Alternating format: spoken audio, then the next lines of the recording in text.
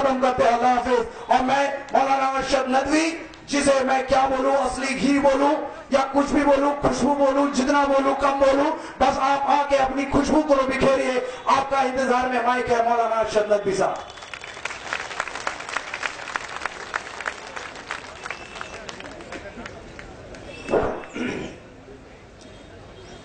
اپنے آنسو کو ہی اوزار بنا ڈالیں گے, اپنے آنسو کو ہی اوزار بنا ڈالیں گے, اپنے غصے کو ہی ہتھیار بنا ڈالیں گے, اپنے غصے کو ہی ہتھیار بنا ڈالیں گے.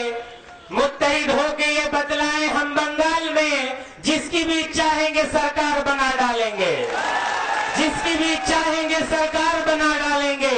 حضرات محترم, امتیاز صاحب نے کہہ رہے تھے میں کیا بولوں, میں چاہ رہا تھا کہ ان کو کیا بولوں کہ کسی شاعر نے کہا ہے کہ قلندر سنگ مرمر کے مکانوں میں نہیں ملتے. یہاں پہ جتنے ہیں سب قلندر بیٹھے ہوئے ہیں, قلندر سنگ مرمر کے مکانوں میں نہیں ملتے. ارے میں اصلی گھی ہوں, کسی بنیے کی دکانوں میں نہیں ملتے. میں اصلی گھی ہوں, کسی بنیے کی دکانوں میں نہیں ملتے. حضرات محترم, آپ نے ابھی جناب امتیاز احمد ملا کو خطاب کر رہے تھے. آپ کے جذبات کو دیکھ کر مجھے بہت شوق ہو رہا تھا کہ آپ اتنا جم غفیر مجمع لے کر یہاں پر بیٹھے ہیں, کڑکتی ہوئی دھوپ ہے, پیاس کی شدت میں اتحاد کا مظاہرہ کر رہے ہیں. ارے بنگال میں تو حکومت کو اس دن کے اتحاد کے بعد سے معلوم ہو گیا کہ آپ بنگال کے مسلمان اور یہاں کے دلت جھاگ چکے ہیں. 63 بچے کو اریسٹ کیا گیا تھا. راجہ بازار ریپن اسٹریٹ 7 پوائنٹ کو جام کر کے مسلمانوں نے دعوت دے دیا کہ یہاں کے مسلمان جاگے ہوئے ہیں, ان کو مت چھیڑو. اگر یہ جاگ گئے تو نہ جانے کس کس چیز کا فیصلہ کرا لیں گے.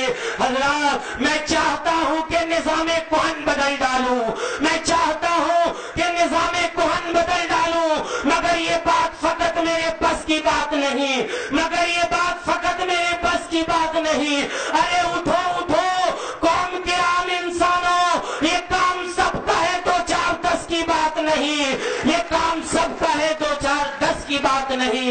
یہ آپ کا بھی کام ہے, یہ ہمارا بھی کام ہے.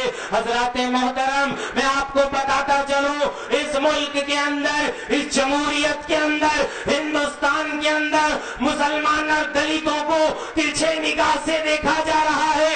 ان کے مدرسوں پر حملہ کیا جا رہا, ان کے مسجدوں پہ حملہ کیا جا رہا. میرے بھائیوں, آپ نے کبھی تصور کیا ہے کہ مسلمانوں پہ حملہ کیوں ہو رہا, دلتوں پہ حملہ کیوں ہو رہا؟ ہاں, مجھے سمجھ میں آتا ہے. میں بھی کہتا ہوں کہ قانون کے دستور کو توڑیں گے نہیں ہم, قانون کے دستور کو توڑیں گے نہیں ہم. چھیڑو گے اگر مجھ کو چھوڑیں گے نہیں ہم, چھیڑو گے اگر مجھ کو چھوڑیں گے نہیں ہم. کٹے ہی رہے بستی میں ہم راہبروں کی, آنکھوں میں سلاخیں رہے ہم دیداروں کی. کچلی گئی عزت تو ہمارے ہی گھروں کی, کاٹی گئی فصلیں تو ہمارے ہی سروں کی.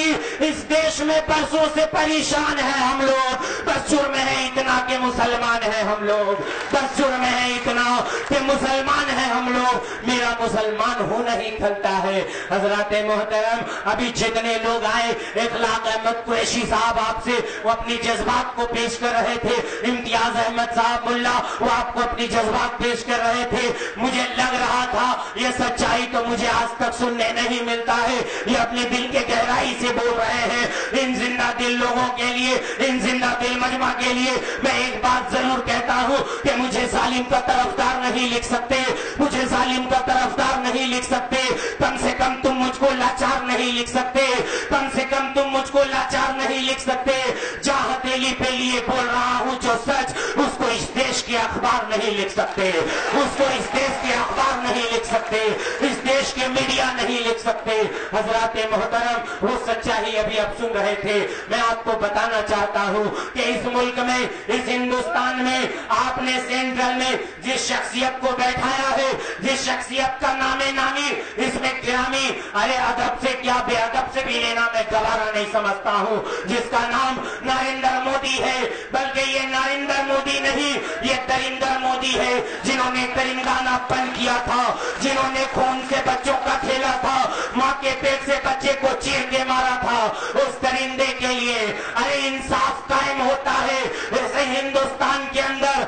के कानून को हम सलाम करते हैं, इसलिए इस हिंदुस्तान का हम 1 नंबर शहरी है। मुझे 2 नंबर शहरी कहने वालों, मैं 1 नंबर शहरी हूँ इस हिंदुस्तान का।